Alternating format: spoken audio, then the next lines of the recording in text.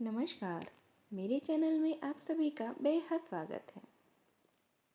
साल 1968 वैज्ञानिकों के पास एक खबर पहुंची थी कि भारत में कैलाश के अलावा भी एक ऐसा पर्वत है जिस पर आज तक कोई नहीं चढ़ पाया, और जो भी चढ़ता है वह एक तय सीमा के बाद जाते ही पत्थर का बन जाता है। इस खबर को सुनते ही वैज्ञानिकों ने इस पर शोध करने की सोची। फिर बाद में एक पर्वतारोहियों के दल को इस पर्वत पर चढ़ने के लिए भेजा गया। पर्वतारोहियों ने जैसे ही पर्वत पर चढ़ाई की, उनके साथ कुछ ऐसा हुआ कि सबके होश उड़ गए।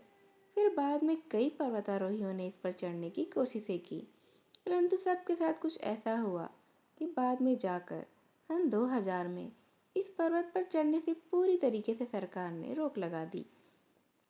जी हाँ, आपको जानकर हैरानी होगी कि इस पर्वत के ऊपर एक दिव्य प्रकाश हर सुबह दिखाई देता है, और पौराणिक मान्यताओं के अनुसार लोग इस प्रकाश को शेष नाग की मणि कहते हैं।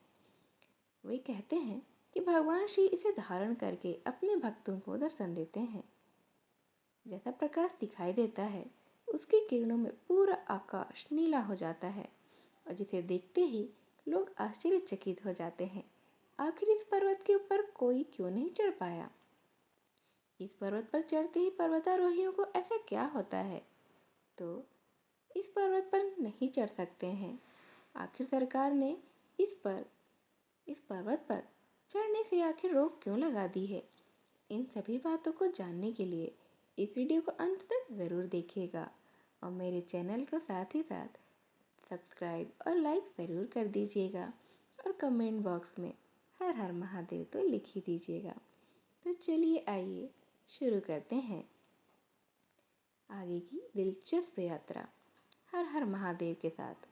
भारत में स्थित हिमालय पर्वत का धार्मिक और पौराणिक रूप से बहुत ही विशेष स्थान माना जाता है।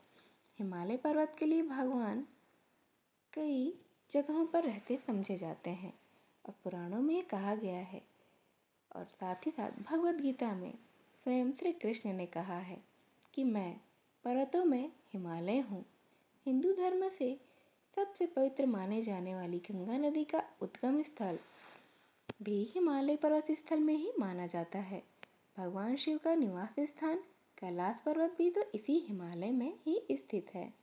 मानसरोवर झील के पास स्थित कैलाश पर्वत के अलावा हिमाचल प्रदेश में चंबा जिले के पास स्थित मणि महेश झील भी भगवान शिव के प्रमुख तीर्थ स्थलों में से एक है।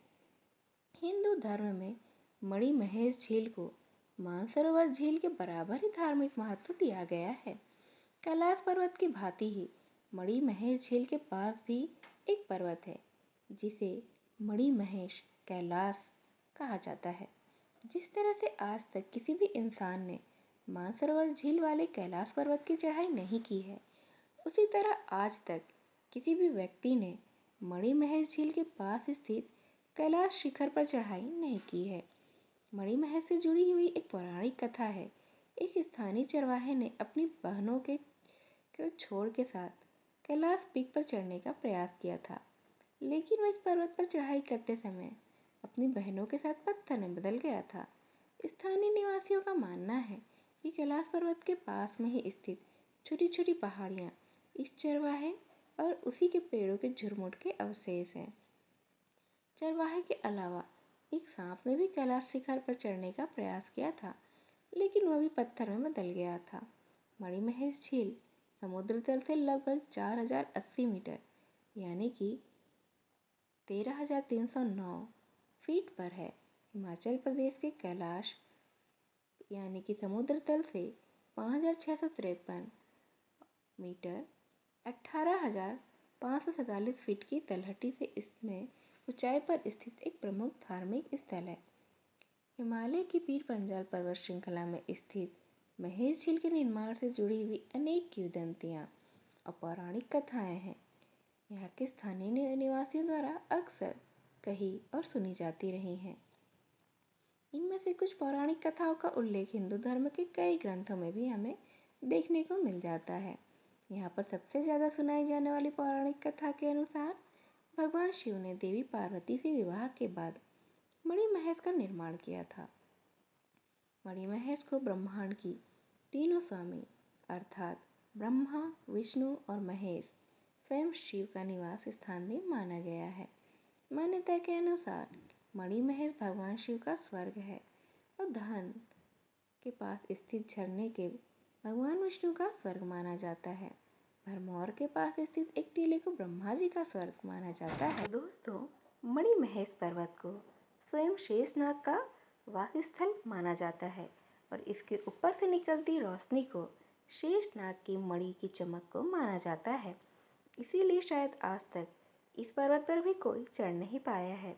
और अगर आपने भी इसके ऊपर से निकलती रोशनी को महसूस किया है, देखा है, और इस पवित्र जगह के बारे में भी सुना है, तो हमें कमेंट बॉक्स पर लिखकर ज़रूर बताइएगा। ऐसी ही और छोटी छोटी वीडियो के साथ मैं आपसे फिर से मिलने आऊँगी। तब तक के लिए नमस्कार।